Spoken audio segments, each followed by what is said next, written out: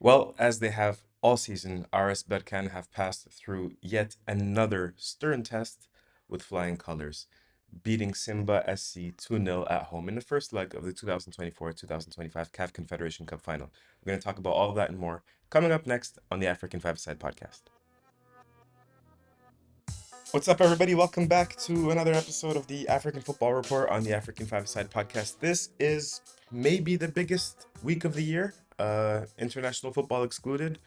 We have the second leg of the CAF Confederation Cup coming this weekend. We also have the first leg of the CAF Champions League final coming up this weekend as well. So, very exciting times, especially if you're a fan of Mamelodi Sundowns, Pyramids FC, if they exist out there, RS Berkane, or Simba SC. So, you've come to the right place. As always, I'm your host, Maher Mezahi.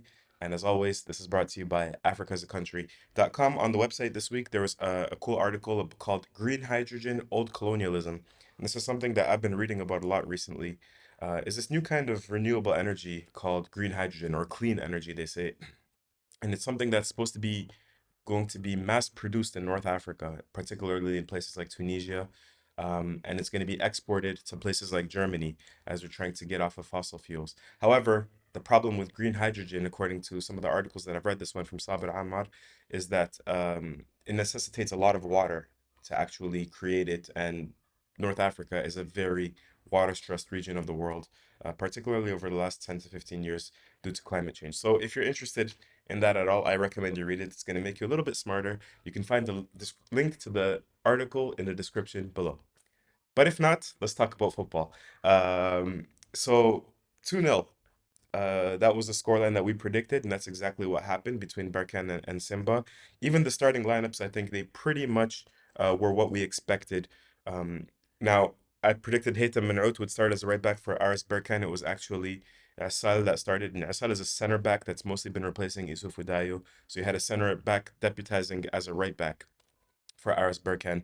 And you also had, instead of Zhoudi as a right winger, you had Riyahi starting on the other end, on the other side of the pitch. So Mehri and Riyahi. So those are the only two changes for Aris Berkane. As for Simba SC, they started the match with Lionel Atiba, the Cameroonian striker, as a number 9 instead of the Ugandan striker Stephen Mukwala, who came from Asante Kotoko last year. When I spoke to, some friends in Tanzania, they tell me that this has been a long debate throughout the entire season. Atiba or Mukwala, Atiba or Mukwala. And Atiba is the sort of player, I guess, that links up play a little bit better. He can hold it up, he can lay it off, he can get the wingers involved more. Whereas Mukwala is not as good with the hold up play, not as good with the interplay, however, is maybe a little bit more of a clinical finisher. So I think it made sense to maybe start Lionel Atiba because usually, you go to a place like Berkane, you're probably not expecting to score a lot of goals, but maybe you're thinking the hold up play can help us breathe a little bit as we defend a little bit less, and maybe he can get our wingers involved. Again, the wingers were going to be a key matchup going up against the center halves in particular of RS Berkane. So I can understand that decision made from Fadlu Davids. I think it was the right decision to make. Um, but yeah, so those were the only changes really. Everything else was pretty much what we expected going into the match. Now, before the match started, you have to keep in mind that for Simba, they knew in the semifinals that RS Berkane disposed of CS Constantine from Algeria. And I'm not going to get into all the politics of everything, but this was a very, very contested matchup. Basically, what happened was RS Berkane had a map of what they consider Morocco, what Algeria considers like the greater Morocco, includes parts of the Western Sahara. And as a result, 2 years ago, when Aris Berkane were going to play against USM of Algiers, the Algerian authorities confiscated their jerseys. They didn't give it back to them, and the Algerian side had to forfeit the match. So fast forward 1 year, and you have again an Algerian side against a Moroccan side. This time, the Court of Arbitration of Sport ruled that the Moroccan side couldn't have that map on their jersey. And so this is like almost supposed to be like a revenge game, like a game that's like, what would have happened if we played that match last year, right? And CS Constantine make it. They're an Algerian side, but it's not USM of Algiers that was originally supposed to play RS Berkane. And CS Constantine, so there's a lot of political tension. This is the point I'm trying to make, right? There's a lot of like, oh, we're going to show you this time around. And within the first 14 seconds, Berkane scored against CS Constantine in the semifinal. They scored 2 goals within the first 21 minutes, and it could have been much, much more. They got off to a blitzing start. Um, a lot of it was like mistakes made by CS Constantine, but a lot of it was very good play from Berkane as well. Um, and what's crazy about it is that Berkane is not the most intimidating atmosphere. It's not like going and playing against Raja in Casablanca or Wydad in Casablanca. Um, it's not even like playing against, AFR Rabat with the Black Army over there and how intimidating that atmosphere can be. Uh, Berkane is like kind of like more of a chill environment. The stadium's not as big. I love the stadium though. I like how they play like a horse neighing after they score goals, and they play that song. I don't know what the song is called, but they play it every single time as well. And people are dancing, and there's women and children in the stadium. It's a cool vibe, it's a cool Confederation Cup night vibe. But it's not intimidating. So it's not one of those places where you as an opposing player are gonna walk in, you're gonna be like, oh my God, like I better not make a mistake. But still, Simba had to have known that they needed to be extremely focused, ride out the first 5 to 10 to 15 minutes, make sure you don't concede there, because you could see that Berkane get off to fast starts. Um, and they did get off to a fast start this time around. The first 7 minutes were all Berkane. And then in the seventh minute, we get our first goal. And this comes from Mamadou Lamine Camara, running to the near post, leaping the highest, and scoring a header. This is a goal that almost reminded me of Mohamed Abdel Munem in the CAF Champions League final. Was it in 2023? I think 2023 when he scored against Wydad Casablanca and he won them the CAF Champions League. Then, if I'm not mistaken. Um, so it was like one of those where you're running to the near post and you're flicking it to the far post. And I was watching the replay a few times and I thought, there's no real mistake that's made here by Simba. I mean, there's not a player on the second post, and that's something sometimes that old school fans say, "Oh, why don't you have a player on the second post?" But really, the velocity in which the header was coming at, it wasn't really on the second post either. It was right past Pinpin Kamara, but it wasn't really a thing that he could save as well. I didn't see an obvious mistake, just except maybe the only thing you could have done was inhibit Lamine Kamara a little bit more as he's making the run, but that's a lot easier said than done. There's also a great ball by the left back, Hamza Al Musawi, on an in swinging corner. It's one of those where it's like great run, great timing of the header, great leap, and great header. And the most impressive thing to me was that he scored. And then I was looking at the reaction of the players and the coach. The coach was just like this. And the players were, it's almost as if they expected to be ahead, you know? And for me, that's a sign of where their ambition is. That's a sign of what they expect of themselves. It's like, yeah, of course we're up 1-0. That's what did you expect, Like, yeah, well, of course, yeah. And that was almost their reaction. And so I was curious to see how Simba would react.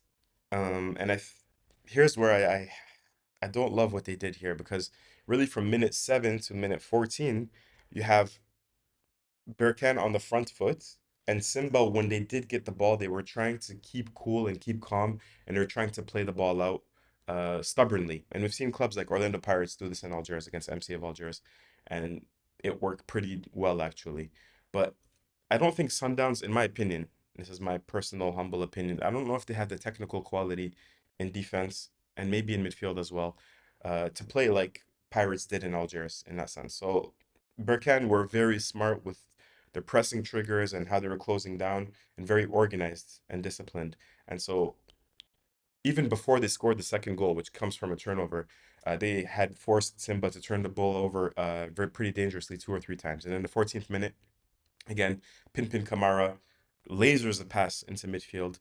The ball is recovered. The ball is slipped into Imad Riyahi, who passes the ball to Osama Lemliwi. Again, Osama Lemliwi, we spoke about him prior to the match. He's somebody that's in great form, leading scorer for RS Berkane. One of those players that has so much confidence right now that it almost feels like he's walking on water. And he receives the ball at the top of the 18 box with a defender in front of him. And when he received it, I thought, okay, take a touch and hit it with your left foot. As players are playing the match, sometimes I think like, okay, if I was here, this is what I would do. And if I was there, I would have taken a touch and I would have tried to get a shot on goal. Because he's at the 18-yard box, there's a defender in front of him. No, Osama Lamloui takes a dribble, cuts it in, and when he cuts it in, there's a window to go far post. So now I'm thinking, okay, good job. Now sweeping shot to the far post, and you can have a chance to score over here. He takes a touch, and then he takes another touch, and then he pokes it in. And I was like, man, like several times I thought he took too many touches. He took too many touches here. Ended up taking 4 or 5 touches in the box. And like it's not like he was running at velocity or anything like that. It was looked slow, and I thought for sure he touched the ball too many times. But you could see that he's a player that's just brimming with confidence. For him to pull that off, is absolutely incredible. So him scoring that goal, I think, is going to do a lot of good for him. And I think if he score one more goal in CAF Confederation Cup final in the second leg, honestly, if I was Walid Regragui, with the Club World Cup coming up, like there's going to be a lot of Wydad players that are not going to be available. If you're going to take a chance on any domestic players, takes a chance on some of these Berkane players, and Osama Lemliwi in particular. Morocco, over the last 2 years, have struggled to sort of find a striker. Now, over the last year or so, they've sort of settled on Sufyan Rahimi, Yusuf El Kaabi. They do have some strikers now, they do have some options. Um, but Lemliwi, I would like to see him sort of play with the Moroccan national team, and he's showing his quality. And I just don't know if this is a purple patch or I don't know if this is actually how good he is. But it was a great goal that he scored at the 14th minute. Immediately after that goal, Simba and the defenders and the goalkeeper, they're having like an impromptu meeting, like a crisis meeting in front of their goal. And you can see them discussing with each other. Like, I'm thinking, this is not good at all. I was thinking, like, honestly, what I was thinking at the time, at least they scored 2 early goals. Now they can add a third, maybe a fourth, like they did against Constantine. And at least if you're Simba, you don't get your hopes up. It's not like losing in the final of the CAF Confederation Cup in a tight match. I was thinking it's because they were panning to the Tanzanian fans. I was thinking, at least they don't get their hopes up, at least they don't get their heart broken. This is the state of mind I was in, honestly. Um, in the 21st minute, we have a substitution. Che Malone, the Cameroonian defender, comes in for Abdirazak Hamza, Tanzanian defender. It's an injury sub. And then in the 23rd minute, we have the first chance for the Tanzanian side, and it comes from a set piece from I think Jean-Charles Aoua. There's like a little bit of a kerfuffle in the box, and the ball pops out to Lionel Atiba, who hits it with his left foot. I think hits it over the bar, but it's a half chance. Um, and then in the 25th minute, Berkane immediately reply, and this time, man, like this piece of play made me realize just how good Mamadou Lamine Camara is. Their number 6, the defensive midfielder for Berkane. He gets into an advanced position, and in this match, usually, like I was saying in the first, but prior to the first leg in the preview, when they have those two fullbacks bombing down the wing, he'll often drop back behind the two center halves who flare out. In this match, because they were playing a center half as a right back, he wasn't really doing that so much. He was keeping his place in midfield, and at times he would advance higher up. And he's a player that you think, okay, is really good at making interceptions, really good at tackling, good distribution as well. But I wasn't expecting him to be very creative. And he gets into the advanced position in the 25th minute. And the ball comes into him on an entry pass. His back is towards goal.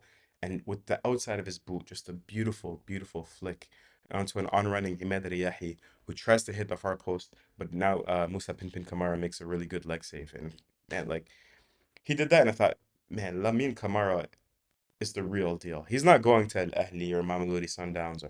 This guy has to go to Europe. Just 22 years old. He's already been capped with the Senegalese national team as well. So really, the the sky is the limit for this kid. He's tall. Obviously, he's a goal threat. He scored a goal. He's performing in CAF Confederation Cup finals.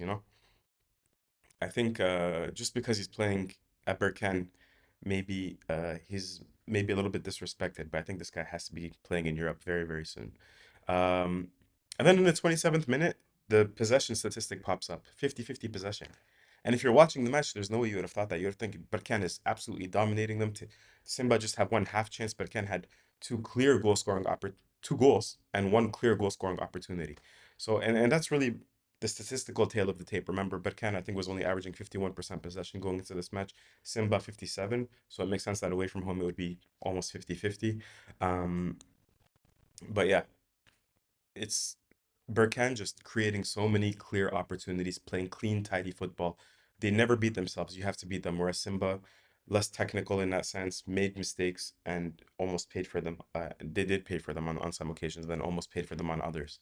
But in the 27th minute, as that possession statistic pops up, we have 3 Simba players go down with injury. Um, and you know what? I don't know if it was done on purpose. I don't think it was done on purpose. The players going down with injury or cramp or whatever. But those injury breaks between the 23rd and the 30th minute, it really slowed down the pace of the game in the first half. And it almost gave, breathing room to Simba. So the coaching staff could talk to the players and the players could talk amongst themselves and they could take a deep breath and drink some water and look at the scoreboard and realize, okay, we're down 2-0. What are we going to do now? And so you could see why sometimes those North African sides and the dark arts and they like to do it because when it's timed correctly, it can really provide some breathing room for the side that does it. And so really from the 30th minute until the last third of the first half until the 45th minute, the game just slows down completely. And all of a sudden there's not as much clear goal scoring opportunities. And it wasn't until the final minute in the first half where we get a big Simba chance. You have Shomari Kapombe getting down the right flank, combining with Kibu, who releases him. It's like a 1-2. And he puts in a sweeping cross that Lionel Atiba misses, and then Mpanzu blazes over. But you're thinking, okay, at least you guys got your bearings about you.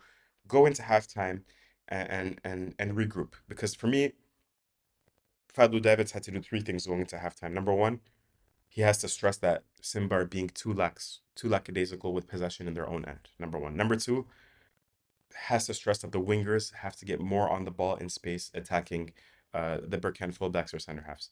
But number three, uh, I completely forget what number three was supposed to be.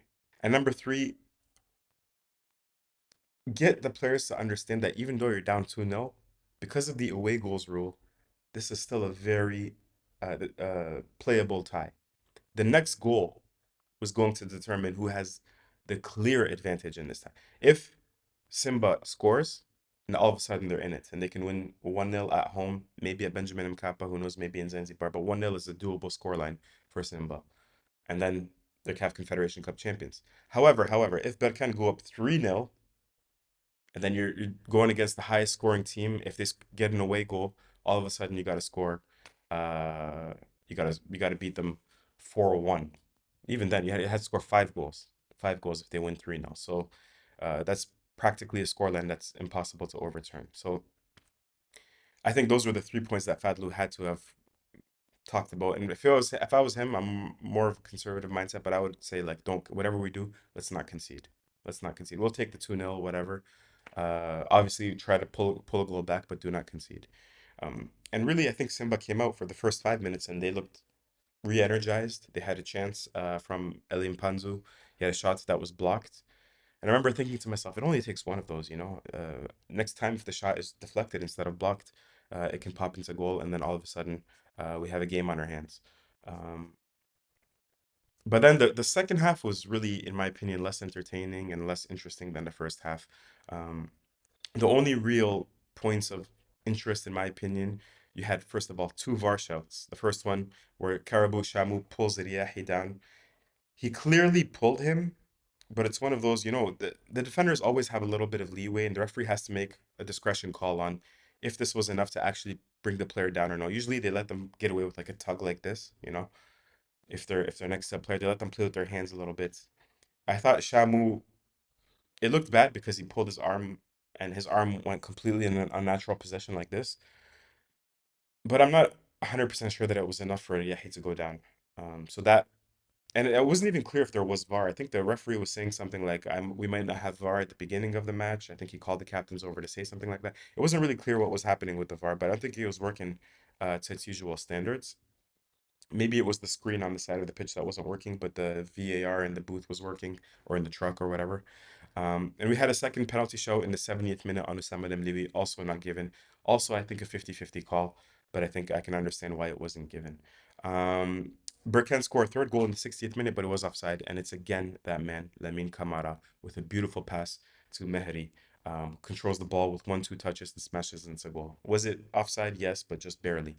Um, and again, Lamine Kamara, if I can find the time to, if I could find the match, the full match already, and I can edit it, I would love to do like a match compilation from him because he was absolutely exceptional, and I think that he's a player that I think even Senegal are I think are looking for a player like this. They have Pape Matar Sarr, they have the other Lamine Kamara, playing at Monaco as your two number eights. But I think they're looking to replace the Idrissa Gana Gay player in defensive midfield. So if they can do like Mamadou Lamine Kamara plus Pape Matar Sarr at Tottenham Hotspur, I think that could be a very, very interesting lineup for them.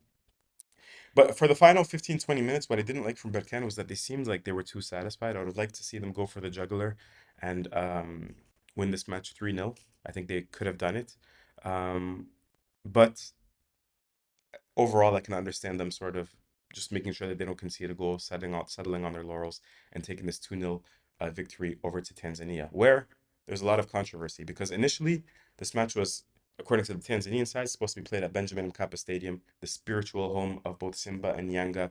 There's something about that stadium there. When you play there, there's something supernatural there. It gives a big boost to the home sides, to the Tanzanian sides, particularly in the CAF interclub competitions. I know Yanga didn't have a lot of success in the CAF Champions League there this season, but still, I think historically everybody would agree that it's a special place.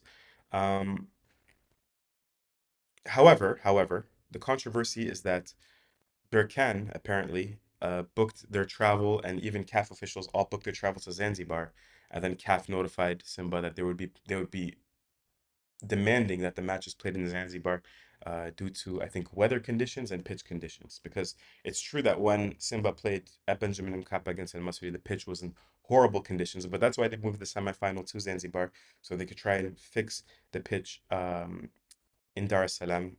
According to Simba fans, according to the administration, Benjamin Kappa is fit to host the match, and they feel like there's some dirty things happening behind the scenes from the Moroccan club administration to try and use their influence at CAF. Again, like these are the conspiracy theories. I can't say something like this, but these are discussions that are being had that Berkane is using their connections with CAF administration to move the match to Zanzibar. So uh, it's going to be a tense second leg. I think Simba is still in this, but Berkane are the clear favorites now. For me, I think they have 75-80% chance of becoming CAF Confederation Cup champions for the third time since 2019, which would be absolutely huge. They've been much, much better than their opposition, whether it's in the Botola, whether it's in the Throne Cup, whether it's in the CAF Confederation Cup. And in my opinion, one of the top three clubs on the African continent alongside the CAF Champions League finalists this year as well, Pyramids FC and Mamelodi Sundowns. So we're going to preview the CAF Confederation Cup final in a few days. We're also going to, of course, preview the CAF Champions League final. Please keep it locked in. This is a huge week. I apologize. I'm at least one day late with this review of the first leg of the CAF Confederation Cup final, but there's a lot of stuff going on in my life, all positive, but like a lot of work, not necessarily football work, and a lot of family things as well. So thank you all for tuning in. If you enjoy this, please thumbs up, subscribe, comment. You know the deal is, and we'll speak to you all very, very soon. Peace.